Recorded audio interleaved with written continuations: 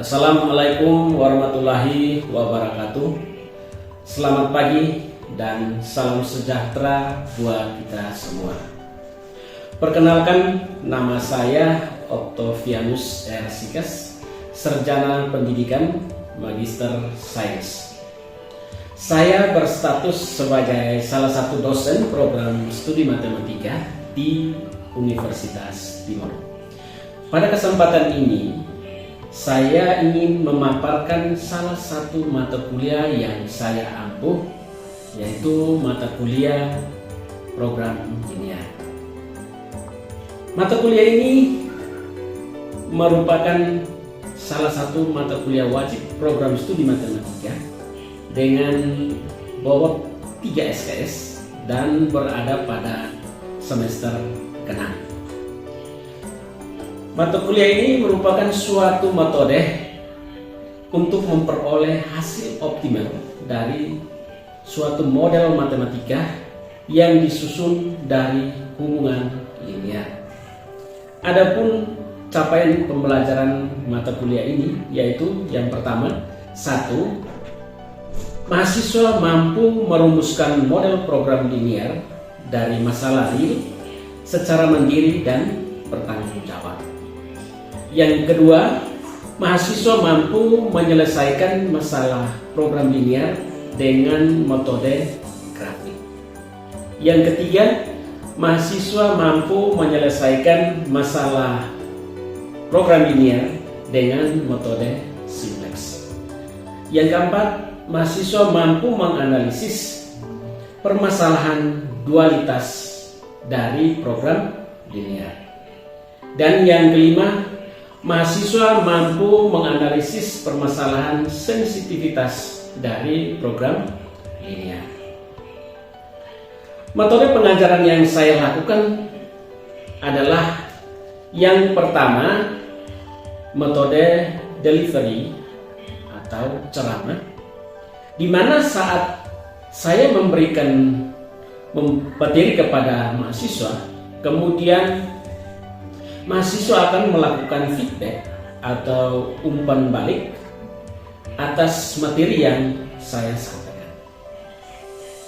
Yang kedua, metode problem based learning. Pada metode ini,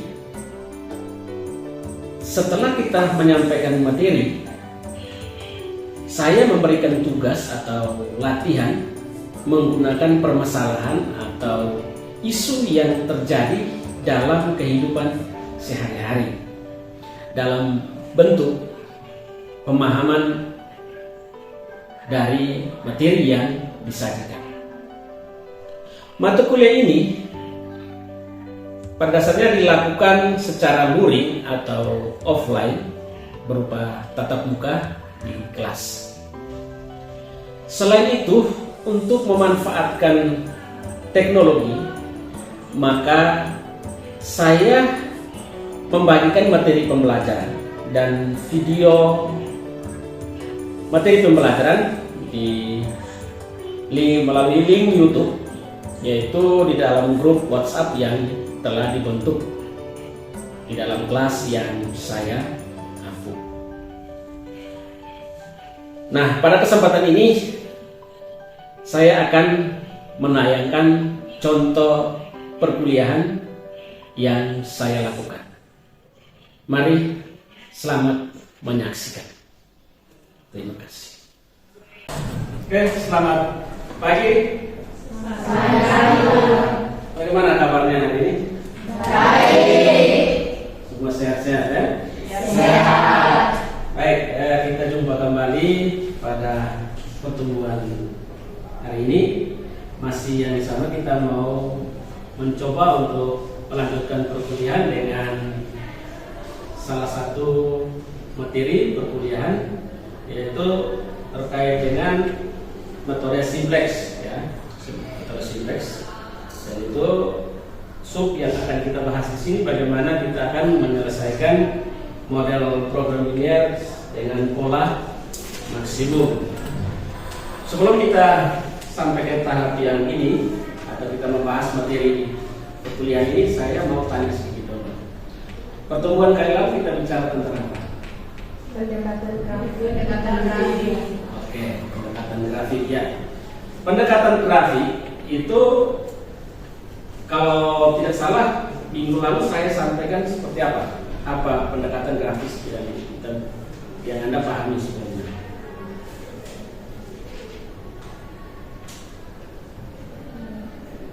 Ya. Untuk menyelesaikan program linear menggunakan metode grafik itu, yang pertama kita membentuk pemodelan matematika, yang kedua menentukan variabel fungsi, yang ketiga itu menentukan fungsi tujuan, yang keempat fungsi kendala, lalu yang berikutnya itu menentukan titik-titik koordinat, berikutnya gambarkan grafiknya, setelah itu kita menentukan titik-titik kritisnya, daerah kritisnya, lalu kita substitusi masukkan ke dalam fungsi tujuan. Jadi kalau untuk masalah maksimasi nilai yang paling tinggi, sedangkan untuk minimasi nilai yang paling rendah. Oke, terima kasih. Itu sudah kita mengingatkan kembali apa yang kita pelajari pada pertemuan sebelumnya. Nah, hari ini masih yang sama, kita mencoba untuk melanjutkan dengan menyelesaikan masalah program linear dengan menggunakan satu lagi metode, yaitu metode simplex. Tapi dalam pembelajaran ini kita membatasi hanya pada kasus atau pola yang maksimum. Nah, kita hanya berbicara tentang pola yang maksimum. Nah, metode simplex ini seperti apa? Yang kita pahami bahwa metode simplex ini metode yang bisa digunakan untuk memecahkan setiap permasalahan. Nah, setiap permasalahan linear dengan paling tidak kombinasi terdiri dari 3 variabel atau lebih. Kalau kemarin kita di metode grafik kita cuma terbatas pada 2 variabel. Ya. Dan sekarang kita di metode simplex ini kita dianggap bahwa ketika kita mengalami model matematika atau model program linear itu lebih dari 2 variabel, maka kita menyelesaikan dengan menggunakan metode simplex. Nah, untuk di sini untuk menyelesaikan dengan menggunakan metode simplex itu ada beberapa hal yang perlu kita pahami di sini. Yang pertama itu tentunya kita harus lihat di sini paling tidak kita harus mengetahui tentang daerah visibilnya. Yang keduanya di sini kita akan melakukan untuk mengetahui daerah visibilnya, kita akan melakukan dengan berbagai iterasi. Bentuk umum program linear yang kita pahami kali lalu itu, kalau saya punya set maksimum itu adalah bahwa itu adalah jumlahan dari C, I, J atau J dikalikan dengan XJ.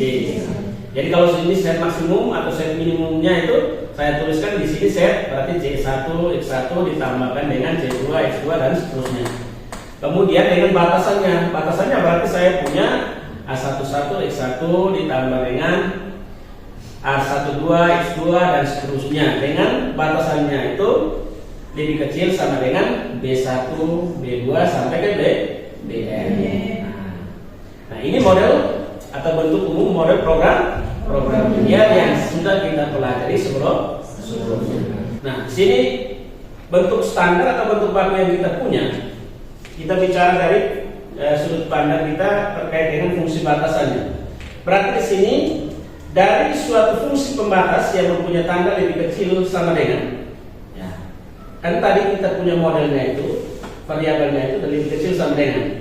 Tadi syaratnya dia bilang menyatakan apa? Harus semuanya berbentuk bersamaan. Maka kita ubah ke dalam bentuk persamaan. Tapi dengan syaratnya, untuk mengubah supaya dia menjadi persamaan, kita harus ditambahkan atau kita menambahkan suatu variabel baru yang kita namakan variabel slab. Kita namakan variabel slab. Kemudian dari variabel slab itu harus bergantung pada pembatas yang kita punya. Nah, kemudian terkait dengan fungsi tujuannya. Kalau terkait dengan fungsi tujuan tujuan juga sama. Dengan adanya variabel select yang tadi pada fungsi pembatas, maka fungsi tujuan juga harus disesuaikan dengan masuknya unsur variabel select tadi. Nah, karena di fungsi pembatas kita sudah tambahkan variabel select, maka di fungsi tujuan juga kita harus sesuaikan dengan masuknya unsur variabel select tadi. Bentuk bakunya seperti ini, atau bentuk simplexnya yang tadi kita sudah berarti di sini saya punya set max-nya tadi, saya sudah tambahkan dengan variabel select-nya. Di sini variabel select-nya S1, S2 sampai ke dengan Sn dengan nilai kanannya. Kemudian fungsi pembatasnya juga demikian. Sama, saya harus ubah ke dalam bentuk sama dengan atau bentuk persamaan dengan saya sudah jumlahkan atau saya tambahkan dengan variabel select. Jadi variabel kegiatan kita itu seperti yang di pembatasnya variabel select-nya yang kita tambahkan dan kita sudah ubah ke dalam bentuk persamaan. Selanjutnya kita perlu lihat di situ setelah fungsi batasan kita ubah ke dalam bentuk persamaan, maka untuk menyelesaikan masalah programnya dengan metode sinteks kita menggunakan suatu kerangka tabel. Nah, salah satu cara kita adalah kita harus untuk menyelesaikannya kita menggunakan bantuan tabel simplex. Nah, bantuan tabel simplex. Dan tabel ini yang akan mengatur model ke dalam suatu bentuk yang memungkinkan untuk penerapan perhitungan secara matematis sehingga menjadi lebih mudah. Jadi dengan model tadi, model baku yang kita sudah peroleh, kita bentuk atau kita interpretasikan ke dalam tabel simplex sehingga mudah untuk kita bisa melakukan penyelesaian dari masalah program ini. Oke. Selanjutnya kita bisa lihat ini model tabelnya. Jadi kita distribusikan semua model tabel itu ke dalam tabel. Di sini tabelnya, di sini kita lihat di sana adalah variabel dasarnya harus ada set, ada x1, x2 sampai ke xn, kemudian ada variabel select-nya s1, s2 sampai ke sn dan nilai kanannya. Kemudian yang vertikal di situ ada lihat di situ ada setnya. Fungsi tujuannya, sedangkan yang S1, S2 itu menjadi fungsi kendalanya, fungsi pembatasnya gitu. Nah, ini tabel simplex ini yang membantu kita untuk bisa menyelesaikan masalah program linear dengan metode simplex. Nah, rumusan ini atau metode ini dapat kita selesaikan dengan beberapa langkah. Langkah yang pertama itu kita rumuskan dulu persoalannya ke dalam model program linear, ya. Kemudian kita sudah temukan di situ ada fungsi tujuan dan fungsi kendala. Itu langkah yang pertama. Yang kedua, kita ubah model program linear tadi menjadi model simplex. Yaitu yang pertama kita ubah fungsi pembatas. Fungsi pembatas tadi berarti seperti tadi kita tambahkan dengan variabel select atau kita tambahkan dengan variabel surplus atau variabel buatan atau variabel artifisial. Jadi untuk mengubah model program linear ke model simplex berarti kita akan tambahkan dengan variabel select, variabel surplus, variabel buatan dan artifisial variabel. Fungsi tujuan, bagaimana kita mengubah fungsi tujuannya? Ya, itu tentu kita ubah bentuk tujuannya, fungsi tujuannya secara eksplisit menjadi persamaan bentuk implisit. Kemudian yang kedua kita tambahkan atau kurangi dengan select variabel atau variabel select atau variabel surplus atau variabel buatan yang bernilai 0. Dan yang ketiga kita memformulasikan ke dalam tabel simplex.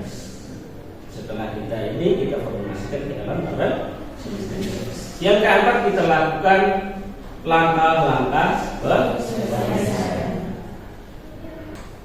Cukup mengubah model program linear ini ke dalam model simplex.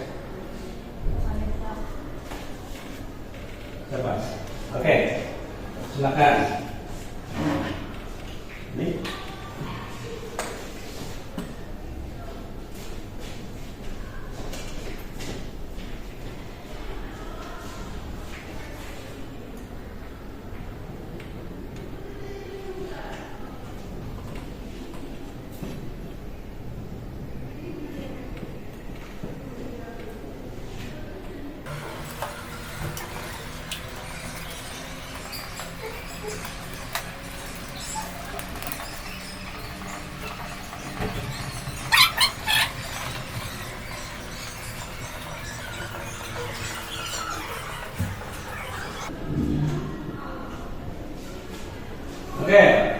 Terima kasih. Nah, kita sama-sama lihat kembali apa yang sudah ditulis oleh teman kamu. Ya. Perhatikan modelnya di sana maksimum saya punya setnya sama dengan 8x1 ditambah dengan 6x2. Kemudian fungsi pembatasnya untuk bahan A-nya 4x1 ditambah 2x2 lebih kecil sama dengan 60. Kemudian bahan 2B-nya 2x1 tambah dengan 4x2 lebih kecil sama dengan 48. Dan pembatas non negatifnya itu x1 x2 lebih besar sama dengan 0. Nah, sekarang kita kembali lihat teman kamu yang sudah. Tadi syaratnya kita ubah, kita mengubah model fungsi tujuannya ini ke model simplex dengan kita kurangkan dengan semua variabel dan juga variabel slash. Maka di sini kita ubah fungsi tujuannya, berarti saya punya set dikurangi dengan 8x1 dikurangi dengan 6x2 dikurangi dengan S1 dikurangi dengan S2. Ya. Karena di sini terdapat dua variabel. Maka untuk variabel select juga ya ditambahkan dengan dua variabel. Oke, sama dengan 0. Kemudian untuk fungsi kendala juga demikian. Fungsi kendala juga demikian. Kita lihat berarti ditambahkan dengan variabel select. Berarti 4x1 ditambah dengan 2x2 ditambah dengan s1 ya, ditambah dengan 0x2 sama dengan 60. Kemudian bahan yang kedua 2x1 ditambah dengan 4x2 ditambah dengan 0x1 ditambah 2 sama dengan 40. Oke. Semua sama? Sama. Oke.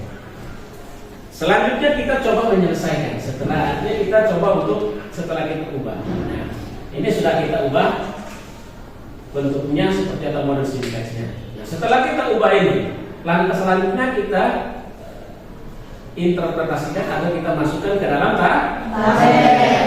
Nah, kita masukkan ke dalam tabel.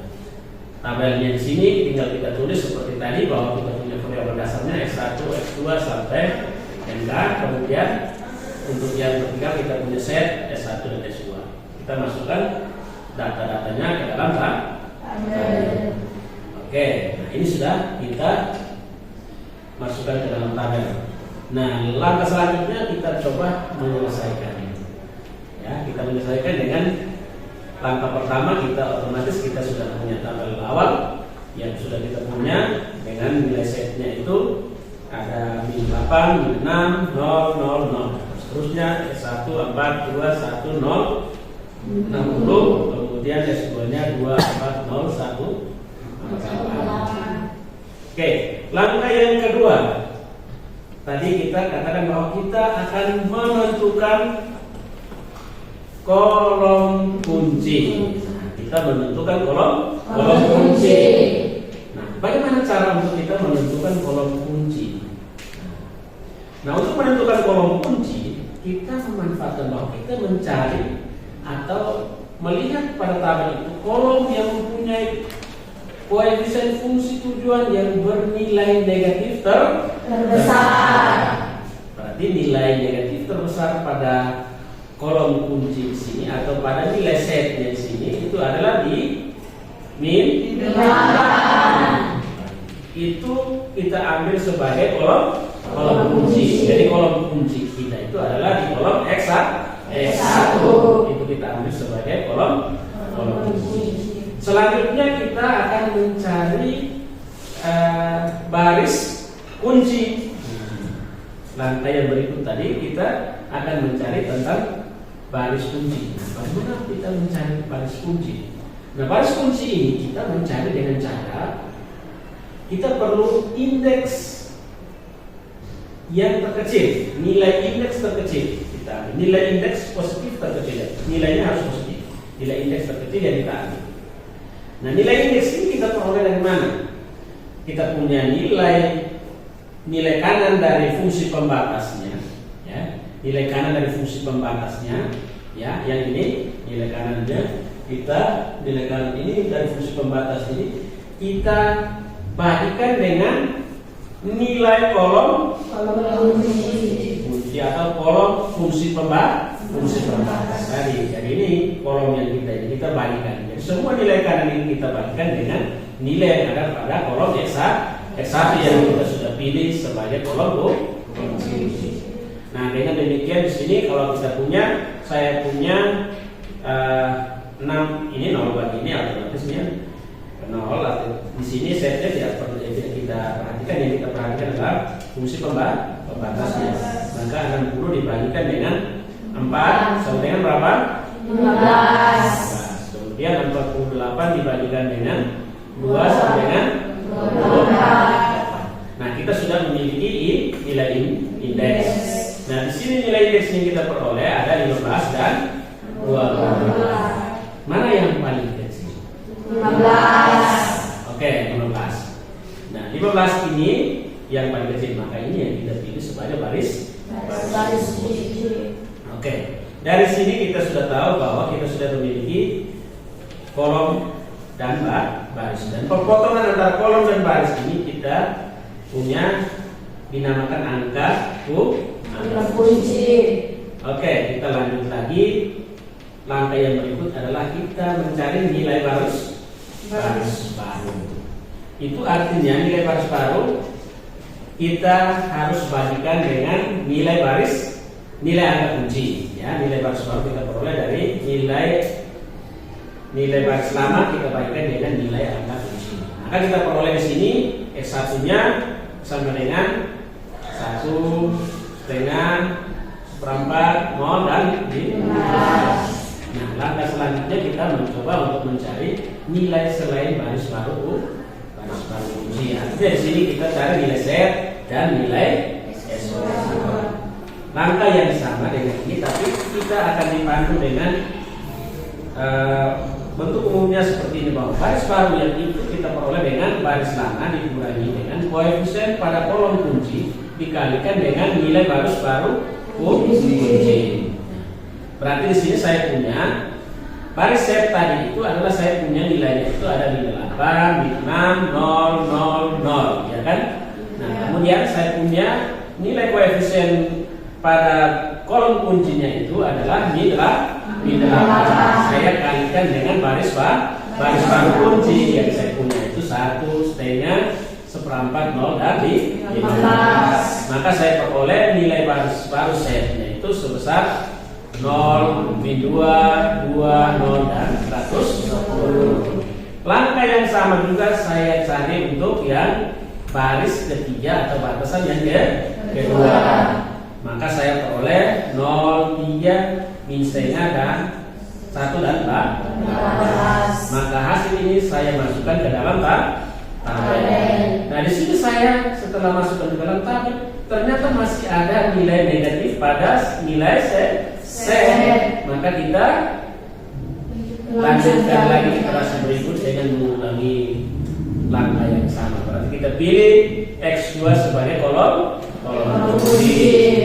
Kemudian kita cari baris baru kunci dengan memanfaatkan indeks. Maka saya peroleh indeks terkecilnya ternyata ada pada di nilai X2 yaitu 6. Saya pilih sebagai baris kunci. Maka angka kuncinya adalah di 3. Maka saya jalankan lagi sampai saya temukan nilai baris baru kuncinya 0, 1, -1/6, 1/3, 6.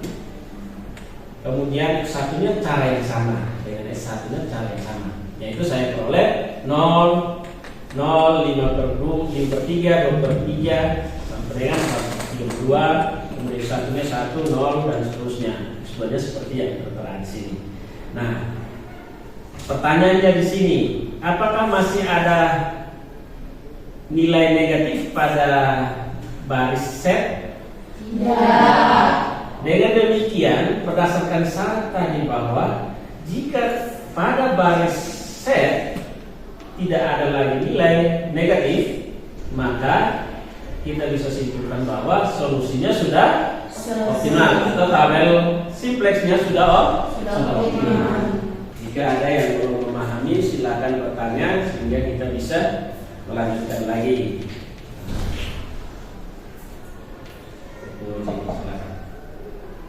Oke, salah satu. Butis.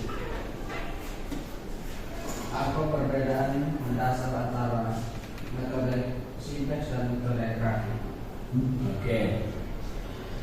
Pertanyaan yang menarik dari teman kamu. Saya coba menggambarkan. Kalau kemarin itu di awal tadi saya katakan bahwa apa? Metode grafik.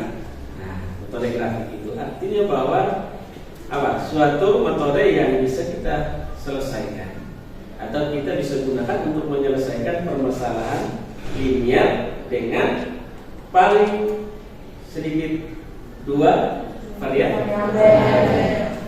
Nah, kalau di simplex tadi saya sudah sampaikan bahwa di awal tadi, kalau misalkan tadi di grafiknya terbatas pada 2 variabel, kalau di simplex ketika kita tidak bisa menyelesaikan dengan metode grafik pada 2 variabel itu, kita bisa menggunakan metode simplex sebagai salah satu solusi.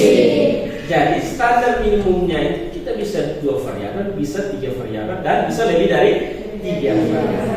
Jadi metode simplex lebih luas lagi atau lebih diterapkan kepada lebih banyak variabel atau lebih dari 2 variabel.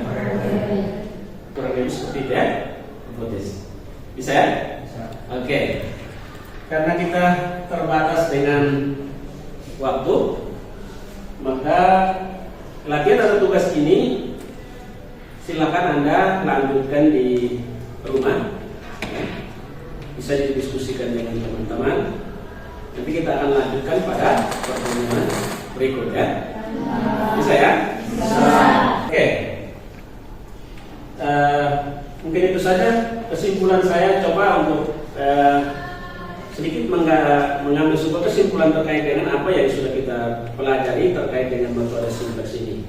Nah, sejak awal sampai dengan sekarang ini, ya paling tidak di sini Anda atau kita semua bisa memahami bagaimana kita bisa menyelesaikan permasalahan linear dengan menggunakan metode simplex. Dan langkah-langkah simplexnya sudah kita tahu. Yang pertama tentu saya harus bentuk dulu model program linearnya, kemudian saya ubah ke dalam model simplexnya, kemudian dari model simplexnya saya masukkan ke dalam tabel simplex. Nah, setelah saya masukkan ke dalam tabel simplex, barulah saya mulai melakukan iterasi untuk perhitungan tabel sampai menentukan bahwa tabel itu sudah optimal. Sebelum akhir saya coba, kita belum absen ya, absen sebelum kita ini. Yuliana Bonaventa. Hadir Pak. Oke, Luisa Amelia. Hadir Pak.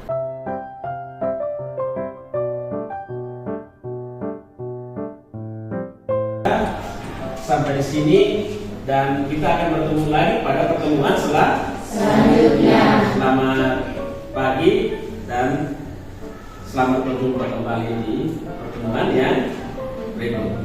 Terima kasih. Selamat siang sekali lagi.